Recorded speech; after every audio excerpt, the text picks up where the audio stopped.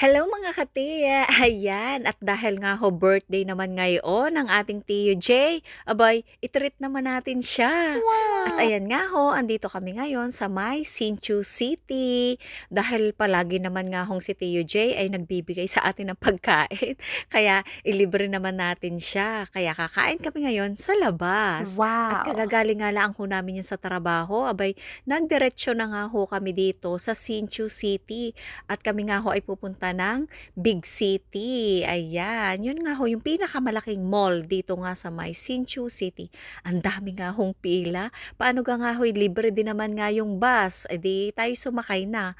Pero pwede din naman nga ho yung lakarin. Medyo malayo-layo nga lang din. At medyo may kainitan kahit nga malamig din naman ang hangin. Ayan, ilang minuto lang din naman nga ho ang biyahe at maya-maya ay tayo'y nasa Big City na. Ayan. At nandito na nga ho tayo sa Big City. Bihira nga din ho ako makapunta dito. Pagka nga laang ho may mga kailangan talagang puntahan. At gawa nga din naman nga wala tayong pambili.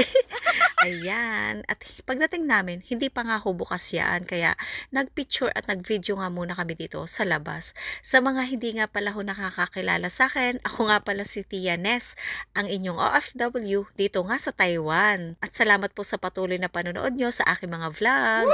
Ayan, dahil gutom na kami ni TJ, didiretso na nga kami din sa may tonkotsu noodle.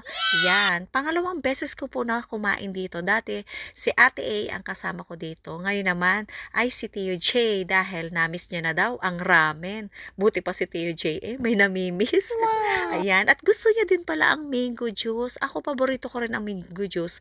At ito na nga lang ang aking napili. Ay parang siya lang din ang napili ko.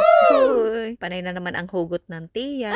At ayan nga ho, nandito na ang aming pagkain. Abay, hindi ko akalain, garni palang kalaki. Wow! Ayan, happy birthday sa'yo, Tio J. Ay, pasensya ka na nga laang. At yan ang aking nailibre sa iyo, ha. Ay siya, ay namis mo naman nga. At gusto din naman nga yung ramen. Maraming salamat, Tio J, sa palaging pagsuporta at pagsama mo sa akin. At ayan, ito nga pala hong in-order ko ay yung may fish and pork na sabaw. Tapos, merong barbecue pa. Kaya ayan, sobrang dami nga ho ng pork barbecue diyan. At ang lambot nga ho niyan, kaya ang sarap kainin. May seaweeds pa, tapos may labong. Ayan, may labong diyan. At saka yung boiled egg. Naku, pagsalaki nga ho na rin na aking nabili at ang dami. Kaya nga ho, hindi ko maubos-ubos. Ay kaya nga, binigay ko yung iba kay Tio J. Pero ari nga hong karne ay nagustuhan ko. Gawa nga ho ng pagsalambot naman ng kagatin at ang sarap nga. Ay Wow! alam ko nga ho sa inyo, marami nagtaka kung bakit palagi ko nga hong kasama aring si Tio J. Abay, ang iba nga ho ay natatawa na lang ako sa comment. Gawa nga ng ang iniisip ay jowa ko nga ho aring si Tio J. Pero sa totoo ho, siya ho ay aking close friend dito nga ho sa Taiwan. Marami ho ako mga kaibigan dining lalaki kaya nga lang ho nagsialisa na nga ho yung iba at si Tio J na nga laang ho ang naiwan. Ay buti na nga laang ho at si Tio J ay nasusundan ang aking mga hilig lalo nga dito sa pag-vlog. Kaya maraming salamat po sa inyong patuloy na pagsuporta at panonood ng aking mga videos. God bless you all po.